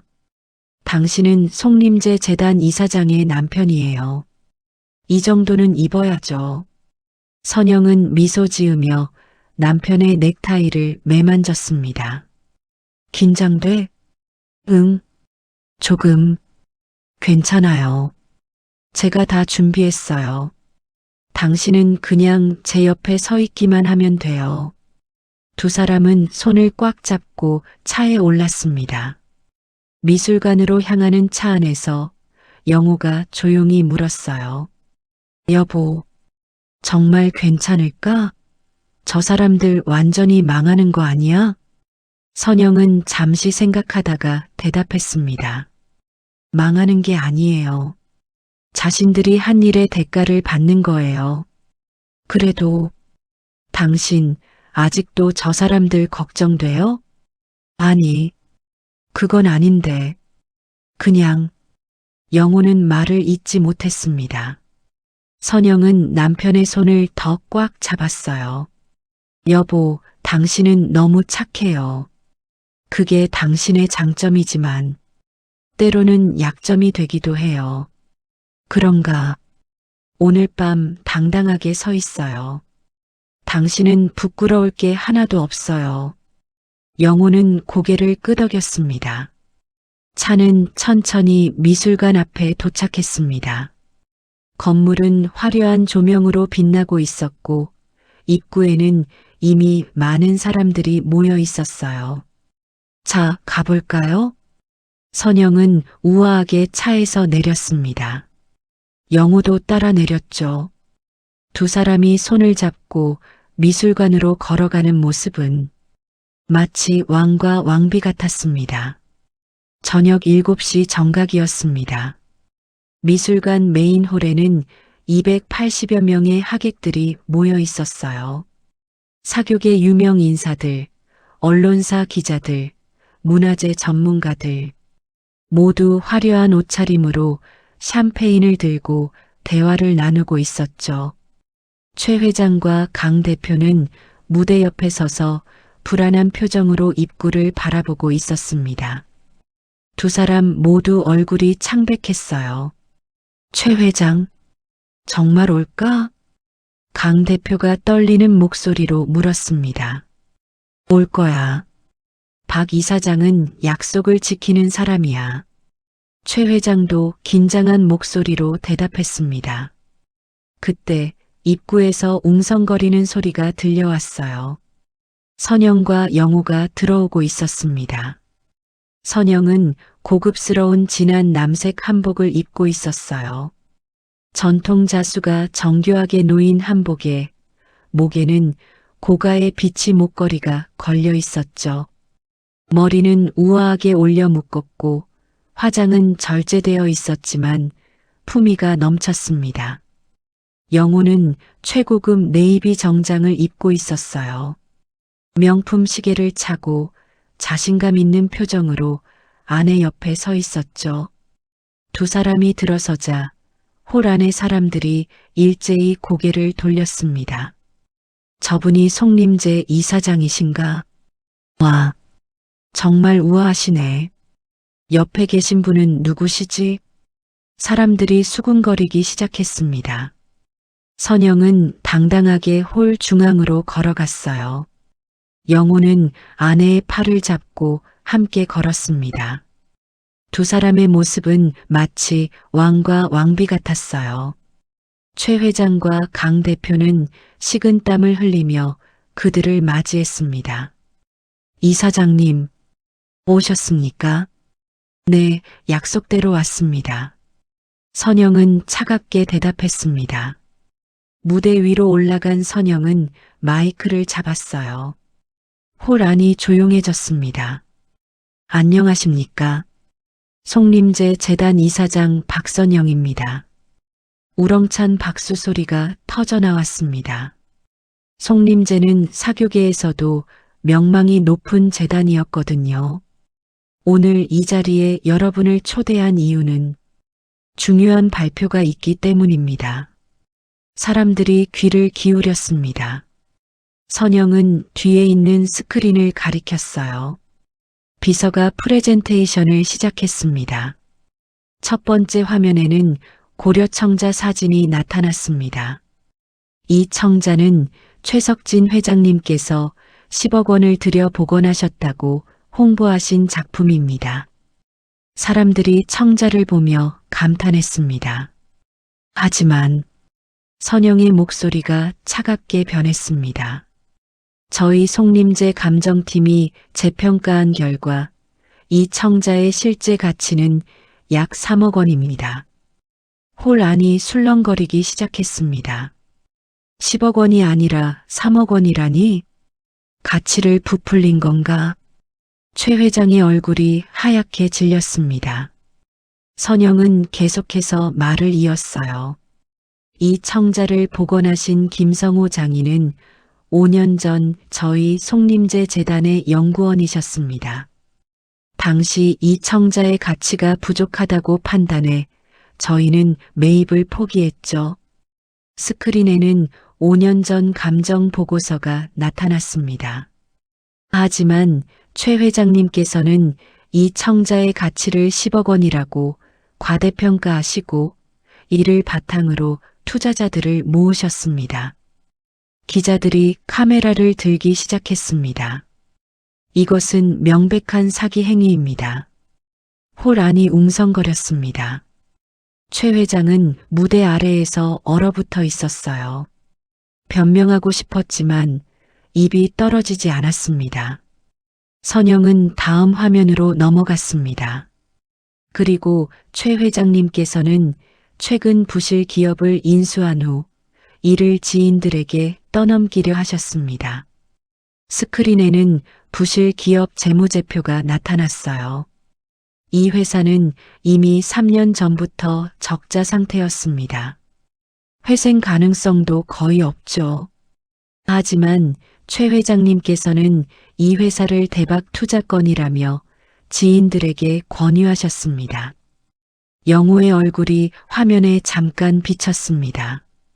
특히 27년간 성실하게 근무하고 정년 퇴직한 제 남편에게 퇴직금 전부를 투자하라고 압박하셨죠. 사람들의 시선이 영호에게 집중되었습니다. 만약 제 남편이 투자했다면 평생 모은 돈을 모두 잃었을 겁니다. 홀 안에서 탄식 소리가 들려왔습니다. 이것은 명백한 배임 행위입니다. 최 회장은 무릎이 꺾일 것 같았습니다. 선영은 이번에는 강 대표를 향해 고개를 돌렸어요. 강민수 대표님, 강 대표가 움찔했습니다. 아드님 강준혁 씨께서 최근 코인 투자로 큰 수익을 내셨다고 들었습니다. 스크린에는 코인 거래 내역이 나타났습니다.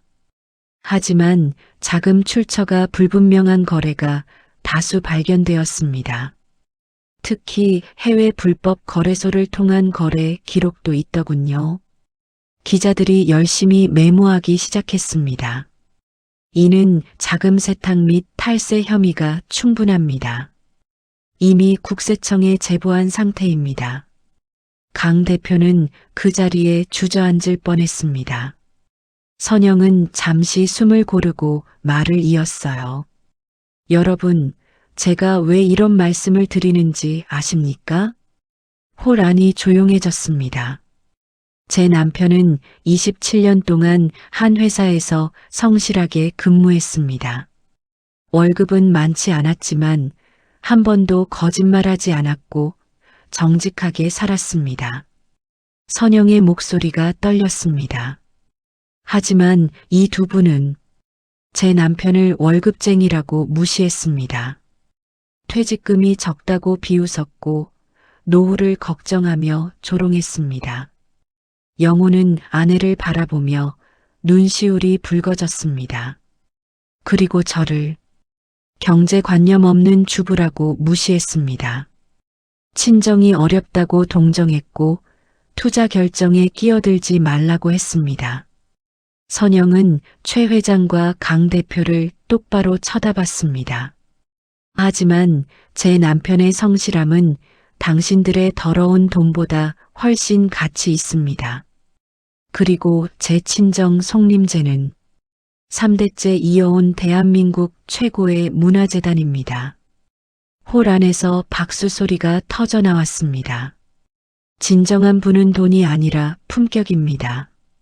진정한 성공은 재산이 아니라 신뢰입니다. 선영은 남편을 향해 손을 내밀었어요. 여보, 올라오세요. 영호는 망설이다가 무대 위로 올라갔습니다. 선영은 남편의 손을 꽉 잡았어요. 여러분, 제 남편 김영우입니다. 27년간 성실하게 근무하고 정년 퇴직한 대한민국에서 가장 훌륭한 남자입니다.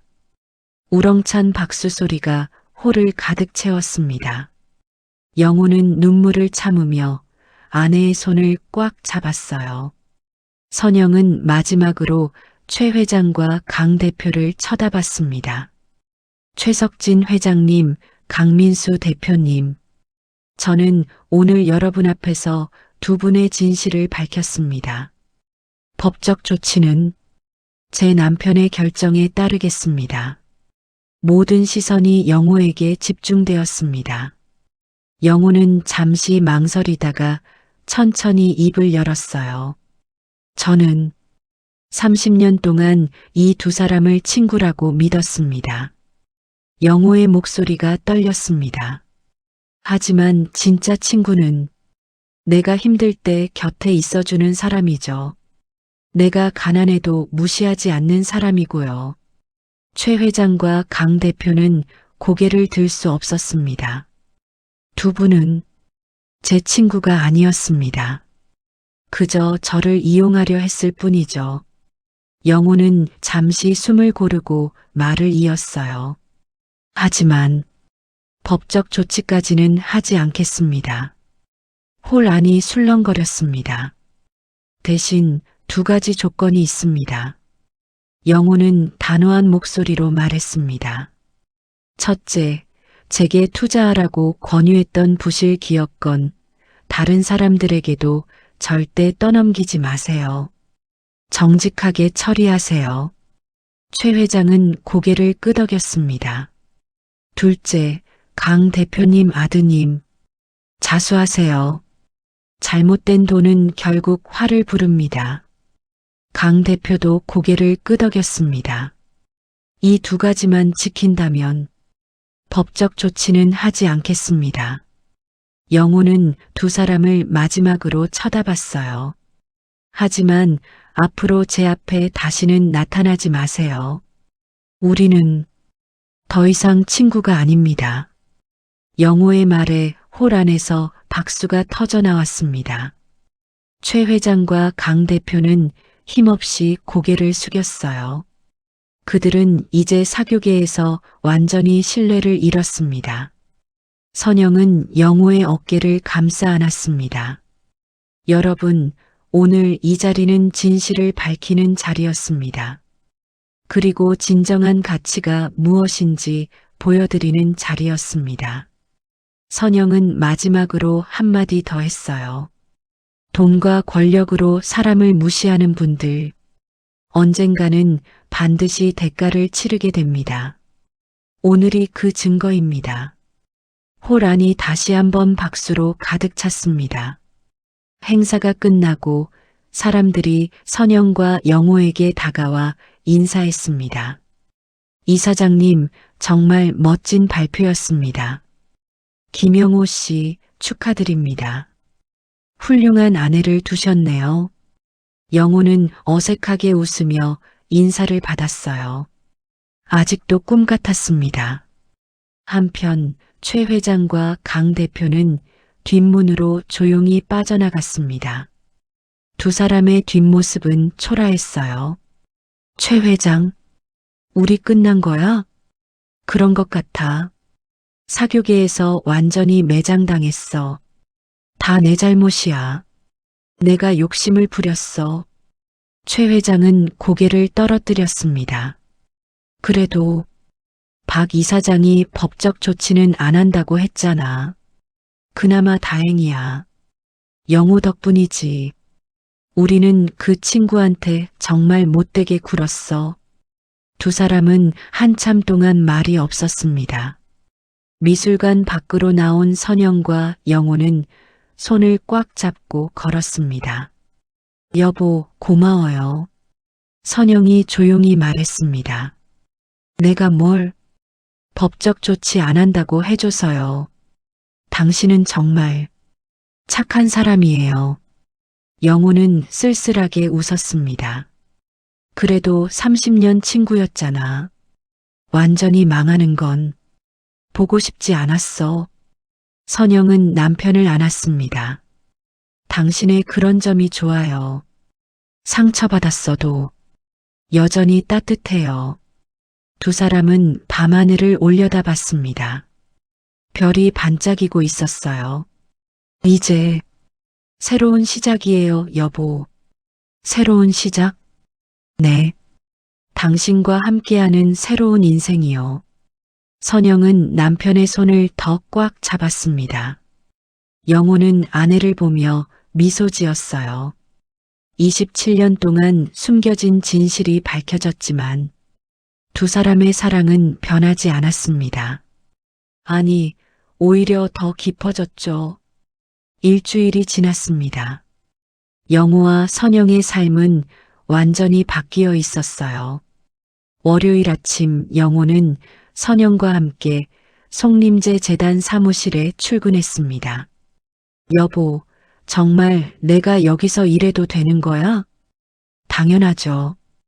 당신은 27년간 회사 행정 업무를 담당하셨잖아요. 그 경험이 재단에 큰 도움이 될 거예요. 선영은 남편의 넥타이를 매만지며 미소 지었습니다. 엘리베이터를 타고 25층에 올라가자 직원들이 일제히 인사했어요. 안녕하십니까? 이사장님. 안녕하십니까? 김영호 부이사장님. 부이사장? 영호는 깜짝 놀랐습니다. 네, 여보. 당신이 재단 행정 총괄 부이사장이에요. 나한테 그런 큰 자리를. 영호는 믿기지 않는다는 표정이었습니다. 당신은 충분히 자격이 있어요. 27년 경력을 무시하지 마세요. 선영은 남편을 회의실로 안내했어요. 회의실에는 이미 임원들이 모여 있었습니다. 모두 정장을 입고 대기하고 있었죠. 김영호 부이사장님을 소개합니다. 앞으로 재단 행정 업무 전반을 총괄하실 겁니다. 직원들이 박수를 쳤습니다. 영호는 긴장하며 자리에 앉았어요. 평생 월급쟁이로 살았는데 갑자기 부이사장이라니 어깨가 무거웠습니다. 회의가 시작되었습니다. 현재 진행 중인 문화재 복원 프로젝트는 총 15건입니다. 예산은 임원이 보고를 시작했습니다. 영호는 처음에는 긴장했지만 점점 자신감을 찾아갔어요. 27년 동안 회사에서 배운 행정 시스템이 여기서도 똑같이 적용되었거든요. 잠깐만요. 영호가 손을 들었습니다. 이 프로젝트 예산 집행이 비효율적인 것 같습니다. 이렇게 하면 불필요한 중복 지출이 생기는데 제가 전에 회사에서 쓰던 방식으로 재편하면 비용을 20% 줄일 수 있을 것 같습니다. 임원들이 서로 눈빛을 교환했습니다. 오, 좋은 의견입니다. 구체적으로 설명해 주시겠습니까? 영호는 화이트보드 앞으로 나가 자신의 아이디어를 설명하기 시작했어요. 선영은 남편의 모습을 보며 흐뭇하게 미소 지었습니다. 역시 내 눈은 틀리지 않았어. 당신은 충분히 훌륭한 사람이야. 회의가 끝나고 영호는 자신의 사무실로 안내받았습니다. 넓은 사무실에는 큰 책상과 편안한 의자, 그리고 창밖으로 보이는 서울 전경이 펼쳐져 있었어요. 이게 정말 내 사무실이야? 네, 여보. 이제 당신의 새로운 일터예요. 선영은 남편의 어깨를 감싸 안았습니다. 나 잘할 수 있을까? 물론이죠. 당신은 27년 동안 잘해왔잖아요. 여기서도 똑같이 하면 돼요. 영호는 깊게 숨을 들이마셨습니다. 새로운 시작이었어요. 점심시간이 되었습니다. 영호와 선영은 재단 인근 레스토랑에서 식사를 했어요. 여보, 그런데 직원들이 다 알아? 우리가 부부라는 거? 당연하죠. 숨길 이유가 없잖아요. 그럼 나한테 특혜 준다고 생각하지 않을까? 선영은 남편의 손을 잡았습니다. 특혜가 아니에요. 당신의 능력으로 얻은 자리예요. 오늘 회의에서도 봤잖아요. 당신은 충분히 실력이 있어요. 그래도 걱정 마세요. 시간이 지나면 다들 인정할 거예요. 영호는 고개를 끄덕였습니다. 한편 최 회장과 강 대표의 소식도 들려왔어요. 최 회장은 미술관을 폐관하고 사업을 대폭 축소했습니다. 사교계에서도 완전히 발을 뺐죠. 그는 조용히 지내며 자신의 잘못을 반성하고 있었어요. 강 대표의 아들 준혁은 자수했습니다.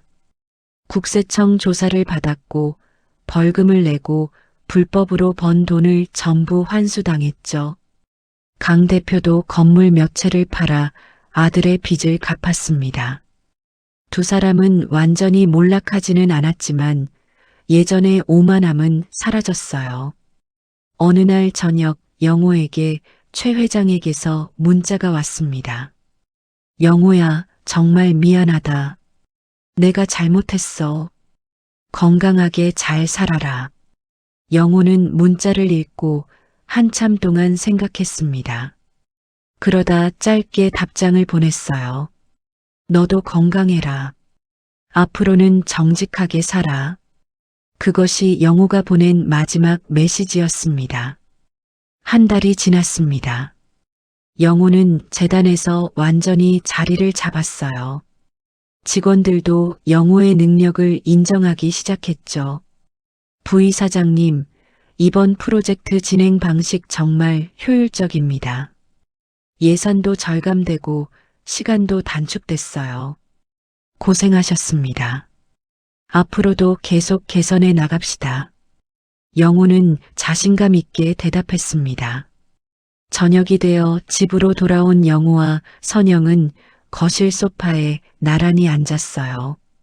여보, 오늘 하루 어땠어요? 좋았어. 정말 보람 있더라. 문화재를 보존하는 일이 이렇게 의미 있는 줄 몰랐어. 선영은 남편의 손을 잡으며 미소 지었습니다. 다행이에요. 당신이 즐거워하니까. 여보, 영호는 아내를 돌아봤습니다. 정말 고마워. 나한테 새로운 기회를 줘서. 제가 고마운 게 아니에요. 당신이 스스로 만든 기회예요. 선영은 남편의 어깨에 머리를 기댔습니다. 그런데 여보, 27년 동안 왜 숨긴 거야? 송림제 이사장이라는 걸 말했잖아요. 당신이 나를 돈이 아닌 사람으로 사랑해줬으니까. 하지만 나한테 거짓말한 거잖아. 선영은 잠시 침묵했습니다. 미안해요, 여보. 하지만 진심으로 사랑하는 사람을 찾고 싶었어요. 돈 때문에 다가오는 사람이 아니라 진짜 나를 사랑해주는 사람을요. 영호는 아내를 꽉 안았습니다. 나도 고마워. 나 같은 평범한 사람을 선택해줘서. 평범하지 않아요. 당신은 특별한 사람이에요. 두 사람은 오랫동안 서로를 안고 있었습니다. 밤이 깊어갔습니다. 영호는 창밖을 바라보며 지난 한 달을 되돌아봤어요. 퇴직하고 친구들에게 무시당하고 아내의 정체를 알고 사교계 앞에서 진실을 밝히고 정신없는 한 달이었습니다. 하지만 이제는 모든 게 제자리를 찾은 것 같았어요. 여보, 나 행복해. 영호가 조용히 말했습니다. 저도요, 여보. 선영도 대답했습니다. 27년 동안 성실하게 산 게 헛되지 않았어. 당연하죠. 당신의 성실함이 우리를 여기까지 오게 했어요. 영호는 아내의 손을 꽉 잡았습니다. 앞으로도 계속 함께하자. 이번에는 서로 숨기지 말고. 네, 여보. 약속해요. 두 사람은 미소 지으며 서로를 바라봤습니다. 27년 동안 숨겨진 비밀이 드러났지만 두 사람의 사랑은 변하지 않았습니다. 아니, 오히려 더 단단해졌죠. 진정한 부부가 된 것입니다. 6개월이 지났습니다. 겨울이 지나고 봄이 찾아왔어요. 송림제 재단의 전통 한옥 마루에서 영호와 선영이 차를 마시고 있었습니다. 이곳은 재단이 보유한 문화재 보존관이었어요. 300년 된 한옥을 복원한 곳으로 아름다운 정원이 펼쳐져 있었죠. 여보, 이 차 참 좋네요. 영호가 찻잔을 들며 미소 지었습니다. 500년 전통의 녹차예요. 저희 재단에서 지원하는 장인이 직접 만드신 거죠. 선영은 남편에게 차를 따라주며 설명했어요. 여보, 내가 이런 삶을 살 줄 몰랐어. 영호는 정원을 바라보며 조용히 말했습니다. 27년 동안 월급쟁이로 살다가 이제는 재단 부이사장이라니 꿈만 같아. 당신이 만든 삶이에요, 여보. 27년 동안 성실하게 사신 덕분이죠. 선영은 남편의 손을 잡았습니다. 그래도 당신이 없었으면 불가능했어. 고마워. 영호는 아내를 보며 진심 어린 미소를 지었습니다. 바람에 벚꽃잎이 날렸어요. 봄이 완전히 왔습니다. 여보, 요즘 최 회장이랑 강 대표 소식 들었어요? 선영이 조심스럽게 물었습니다. 응, 들었어. 최 회장은 사업 축소하고 조용히 지내고 있대. 그리고 강 대표 아들은 정식으로 처벌받고 지금은 정직하게 살고 있다더라. 다행이네요. 그래, 망하지는 않았어. 그냥 예전처럼 오만하지 않게 된 거지. 영호는 찻잔을 내려놓으며 말했어요. 사실 가끔은 생각나. 30년 친구였는데 섭섭해요? 섭섭하다기보다는 아쉬워. 진짜 친구였다면 좋았을 텐데. 선영은 남편의 어깨를 토닥였습니다. 하지만 덕분에 우리가 더 단단해졌잖아요. 맞아. 그건 맞아. 두 사람은 잠시 침묵하며 차를 마셨습니다. 정원에서는 새들이 지저귀고 있었어요. 평화로운 봄날이었습니다. 여보, 선영이 조용히 말했습니다. 네, 제가 27년 동안 정체를 숨긴 거 아직도 섭섭해요? 영호는 고개를 저었습니다. 아니야. 이제는 이해해. 당신도 진심을 확인하고 싶었던 거잖아. 고마워요. 그리고 말이야. 영호는 아내의 손을 꽉 잡았습니다. 만약 당신이 처음부터 송림제 이사장이라고 밝혔다면 나는 당신에게 다가가지 못했을 거야. 주눅 들었을 거고. 선영은 남편을 보며 미소 지었습니다. 맞아요. 그래서 숨긴 거예요. 당신이 나를 평범한 여자로 사랑해 주기를 바랐죠. 그리고 나는 정말 당신을 사랑했어. 돈이 아니라 사람으로. 알아요. 그래서 당신과 결혼한 거예요. 두 사람은 서로를 바라보며 미소 지었습니다. 27년 전 그날처럼 순수한 사랑이 여전히 남아 있었어요.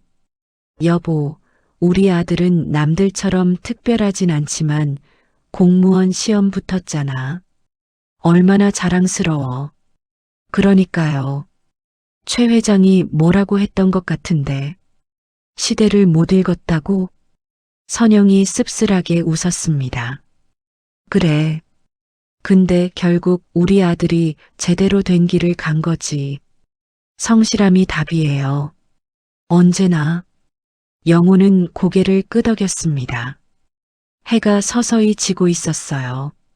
노을이 한옥 지붕을 붉게 물들였습니다. 여보, 후회 없어요? 선영이 물었습니다. 뭐가? 27년 동안 월급쟁이로 산 거요. 만약 최 회장처럼 사업했다면 더 크게 성공했을 수도 있잖아요. 영호는 고개를 저었습니다. 아니야. 후회 없어.